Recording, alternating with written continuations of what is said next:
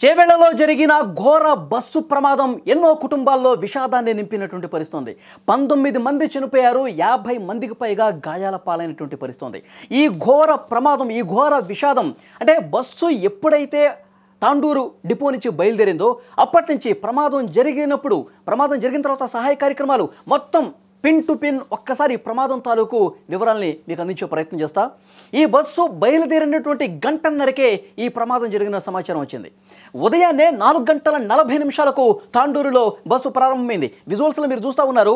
సరిగ్గా 4:40 అవుతుంది తాండూరు నుంచి ఈ బస్సు ప్రారంభమైంది. బస్సు ప్రారంభమయ్యే సమయంలో ఆ బస్సులో 30 మంది ఉన్నారు. స్టార్టింగ్ పాయింట్లోనే తాండూరులో ఎక్కిన వాళ్ళు 30 మంది. ఆ 30 మంది కూడా హైదరాబాద్లో ఉద్యోగాలు చేసుకున్న వాళ్ళు, టీచర్స్ ఉన్నారు, తర్వాత విద్యార్థులు ఉన్నారు, ఆయా కళాశాలల్లో చదువుకున్నటువంటి విద్యార్థులు ఉన్నారు, ఉపాధి కోసం వెళ్తున్న వాళ్ళు ఉన్నారు. 30 మందితో ఆ బస్సు బయలుదేరింది. తర్వాత ఆ బస్సు బయలుదేరిన తర్వాత కొద్దిసేపటికి డిపో నుంచి ఎప్పుడైతే బయటకు వచ్చిన తర్వాత ఒక వ్యక్తి ఆ బస్సు ఆపి ఎక్కినటువంటి దృశ్యం కూడా మీరు చాలా స్పష్టంగా స్క్రీన్ మీద చూస్తున్నారు. ఒక బస్సు లేట్ అయిపోతున్నటువంటి ఉద్దేశంతో బస్సు ఆల్రెడీ ప్రారంభమైపోయింది. ఆ బస్సు ఎలాగైనా ఎక్కాలి అన్నటువంటి ఒక తపనతో ఒక కుటుంబ సభ్యుడు తన కొడుక లేకపోతే ఎవరో తెలియదు కానీ బైక్ మీద వచ్చి ఆ బస్సును ఆపిన తర్వాత ఆ బస్సు ముందు భాగం వరకు వెళ్ళి మళ్ళీ ఆ బస్సులో అతను ఎక్కిన తర్వాత బైక్ రిటర్న్ చేసుకుని వస్తున్నటువంటి దృశ్యం మీరు చాలా స్పష్టంగా దృశ్యాల్లో కూడా చూస్తున్నారు. మార్గ మధ్యలో బస్సు ఆపి మరీ అతను ఎక్కినటువంటి పరిస్థితి. ఈ బస్సే ప్రమాదానికి గురైనటువంటి పరిస్థితి. తర్వాత గంటన్నర పాటు ఆయా స్టాపుల్లో ఆగి వెళ్తున్నటువంటి బస్సు సరిగ్గా ఉదయం 6:15 అంటే ప్రారంభమైన తర్వాత గంటన్నరకి ఈ ప్రమాదం జరిగింది. 6:15 ప్రమాదం జరిగింది. ఒక్కసారి ఆ రోడ్డు కూడా మీకు చూపించే ప్రయత్నం చేస్తాను. ఎక్కడైతే బస్సు ప్రయాణం చేసిందో, ఏ రూట్లో అయితే ప్రయాణం చేసిందో ఆ రూట్ను కూడా మీరు చాలా స్పష్టంగా చూడొచ్చు. పోలీసుల ఇన్వెస్టిగేషన్లో కొన్ని ముఖ్యమైనటువంటి విషయాలు కూడా బయటకు వస్తున్నాయి. ఆ బస్సు ప్రమాదానికి కారణంగా ఈ గుంతను చూపిస్తూ ఉన్నారు. స్క్రీన్ మీద మీరు ఒక గుంతను కూడా చూడొచ్చు. ఆ గుంత చాలా పెద్ద సైజులో కనిపిస్తుంది. దీన్ని తప్పించడం కోసం వేగంగా వస్తున్నటువంటి టిప్పర్ కంకర లోడుతో, టన్నుల కొద్దీ కంకర లోడుతో వస్తున్నటువంటి ఆ టిప్పరు ఆ గుంతను చూసిన తర్వాత ఒక్కసారిగా కుడివైపుకు మలిచి తీసుకోబోయాడు. కుడివైపుకు మలిచినప్పుడు అది వేగంగా ఉన్నప్పుడు అంతే వేగంగా కుడివైపుకు టర్న్ తీసుకున్నట్లా ముందుకు పోతున్న క్రమంలో అదే సమయంలో అట్నుంచి వచ్చినటువంటి ఈ బస్సును కుడివైపున చాలా బలంగా వేగంగా వచ్చి ఢీకొట్టినటువంటి పరిస్థితుంది. అంటే డ్రైవర్ని చీల్చుకుంటూ ఒక్కసారిగా వేగంగా బలంగా ఈ ప్రమాదం జరిగినటువంటి పరిస్థితుంది. అంటే 6:15 ఢీకొట్టిన తర్వాత ఆ కంకర్ లోడ్ పూర్తిగా కుడివైపుకు ఒరిగిపోయినటువంటి పరిస్థితి. అంత వేగంగా ఒక్కసారి పల్టీ కొట్టింది కుడివైపుకి. మీరు చాలా స్పష్టంగా దృశ్యాల్లో కూడా చూస్తున్నారు. ప్రమాద అనంతర దృశ్యాలు మీరు చూస్తున్నారు. ఎంత హృదయ విదారకంగా ఉన్నాయో. అంటే ఆ బస్సు నుజ్జునుజ్జైపోవటం, ఆ టిప్పర్ కూడా పూర్తిగా ముందు భాగం నుజ్జునుజ్జైపోయి పల్టీ కొట్టడం, బస్సు వైపు ఒరిగిపోవటం చూస్తే ఎంత వేగంగా బలంగా ఈ ప్రమాదం జరిగిందో, ఎంత ఢీ కొట్టిందో చాలా స్పష్టంగా ఆ దృశ్యాలను బట్టి అర్థమవుతుంది. ఈ ప్రమాదం జరిగినప్పుడు అందులో ఉన్నటువంటి ఆ కంకర మొత్తం కూడా ప్రయాణికుల మీద పడిపోయింది, కుడివైపుకు పడిపోయింది. అసలు ఎడమ వైపుకు ఒరిగుంటే, ఆ టిప్పర్ అనేది లెఫ్ట్ సైడ్కి ఒరిగుంటే కనుక పెద్ద ప్రమాదం తప్పి ఉండేది. పూర్తి స్థాయిలో అంటే గాయాలతో బయటపడేవాళ్ళు. డ్రైవర్ కావచ్చు, ఇంకొంతమంది ప్రయాణికులు ఏమైనా ఇబ్బంది జరుగుండొచ్చు, కానీ 19 మంది చనిపోకుండా ఉండేవాళ్ళు. అది రైట్ సైడ్కి ఒరిగి ఉంటే ఆ కంకర మొత్తం కూడా అటువైపుకి పడి ఉంటే అని చెప్పి చాలామంది ఆ దృశ్యాన్ని చూసిన వాళ్ళు, ఆ ప్రమాదాన్ని చూసిన వాళ్ళు, కొంతమంది ప్రత్యక్ష సాక్షులు చెప్తున్నారు. కుడివైపుకు ఒరిగిపోవటం వల్ల కంకర మొత్తం ప్రయాణికుల మీద పట్టడం వల్ల కూరుకుపోయారండి. అందులో పూర్తిగా వాళ్ళు కూర్చున్న సీట్లలోనే కంకర మీద పడిపోయి, కంకర వాళ్ళ తల భాగం పై వరకు కూడా 5 ఫీట్ల వరకు కూడా కంకర పడిపోయి అందులో కూరుకుపోయి ఊపిరాడక చనిపోయినటువంటి పరిస్థితి. ఆ చనిపోయిన వాళ్ళలో విద్యార్థులు ఉన్నారు, టీచర్స్ ఉన్నారు, ఒక తల్లి, ఒక బిడ్డ అండి. ఆ బిడ్డ వయసు కూడా నెలల వయసు. ఆన్ ది స్పాట్ ఆ కంకర మీద పట్టడంతో గాయాల పాలపై అందులో కూరుకుపోయి చనిపోయిన పరిస్థితి. 19 మంది లిటరల్గా ఆన్ ది స్పాట్ చనిపోయారంటే ఎంత ఘోర ప్రమాదం చూడండి. తెలంగాణ చరిత్రలోనే అతిపెద్ద ప్రమాదాల్లో ఒకటిగా ఈ ఘోర విషాదం నిలిచినటువంటి పరిస్థితి. చాలామంది కూడా 6 గంటల 30 నిమిషాల సమయంలో ఈ ప్రమాదం జరిగిన తర్వాత ఒక పావు గంటకి అక్కడ ఉన్న స్థానికులు, అక్కడ ఉన్న ప్రత్యక్ష సాక్షులు, వేరే వెహికల్స్ మీద పోయేవాళ్ళు వాళ్ళు చాలా షాక్ అయిపోయారు. ఒక్కసారిగా 100కి డైల్ చేశారు, అంబులెన్స్లకు ఫోన్ చేశారు, పోలీసులకు ఫోన్ చేశారు. వాళ్ళు వచ్చేలోపు వాళ్ళ వంతు వాళ్ళు ప్రయత్నం చేశారండి. కానీ వాళ్ళు బస్సు దగ్గరికి వెళ్ళి చూస్తే ఇద్దరు డ్రైవర్లు కూడా పూర్తిగా రక్తం ఓడుతూ వాళ్ళు స్పాట్లోనే చనిపోయిన పరిస్థితుంది.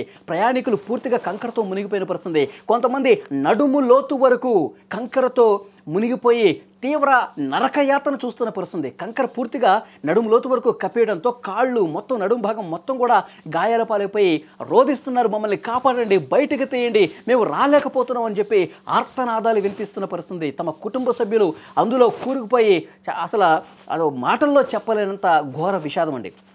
వెంటనే పోలీసులు వచ్చారు.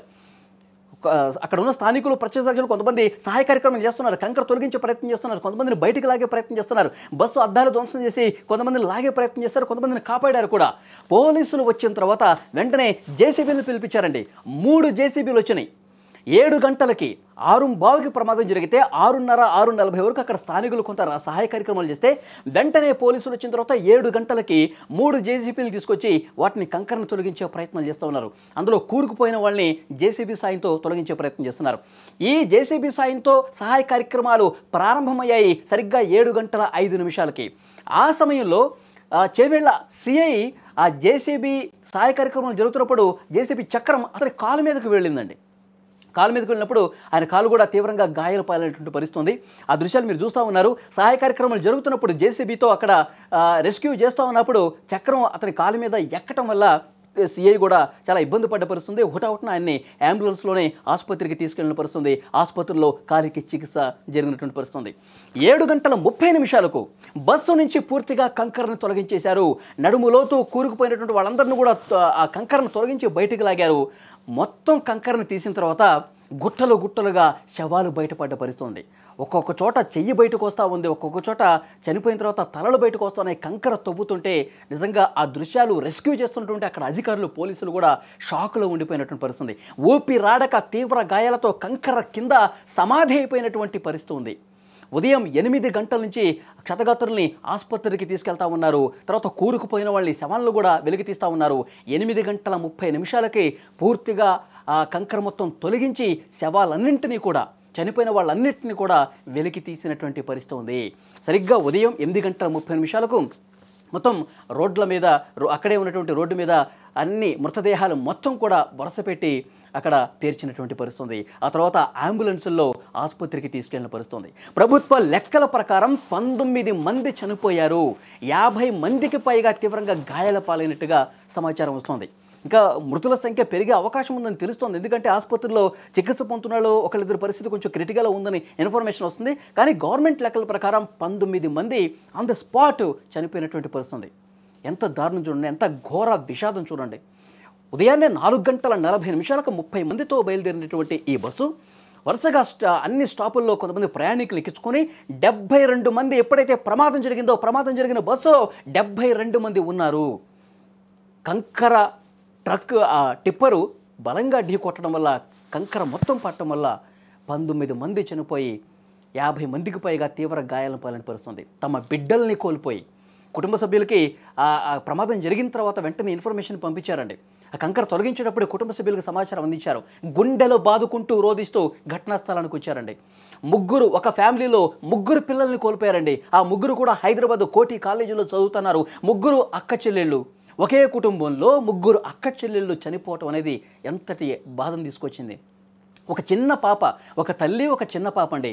తల్లి ఒడిలోనే ఒక్కసారిగా ప్రమాదం జరిగినప్పుడు అందరూ కూడా షాక్ అయిపోయి అసలు ఏం జరుగుతుంది, అసలు యాక్సిడెంట్ అయింది, టిప్పర్ ఢీ కొట్టింది, కంకరంతా మీద పడుతుంది అసలు తెలిసేలోపే కంకర కింద సమాధి అయిపోయారండి.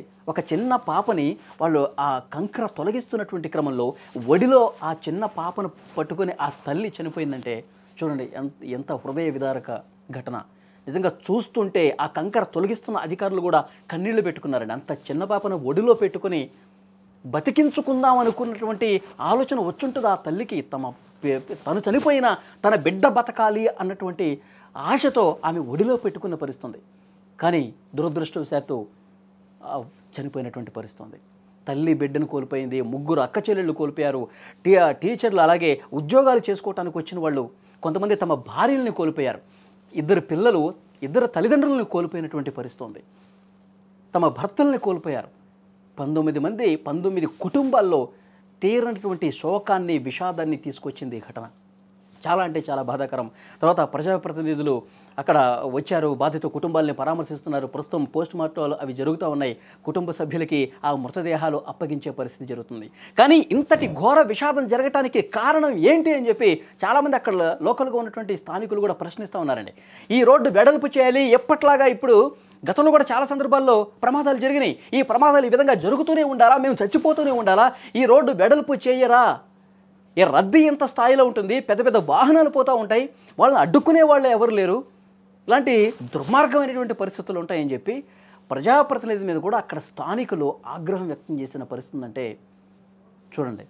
ఇప్పటికైనా ఒక పార్టీ ఒక ప్రభుత్వం కాదండి, అందరూ దీన్ని బాధ్యత తీసుకోవాల్సినటువంటి అవసరం ఉంది. పాలకులు బాధ్యత తీసుకొని ఈ ప్రమాదాలను నివారించే చర్యలు వేగంగా తీసుకోకపోతే ప్రజా ఉద్యమం తప్పదని చెప్పి ఈ ఘటన రుజువు చేస్తోంది.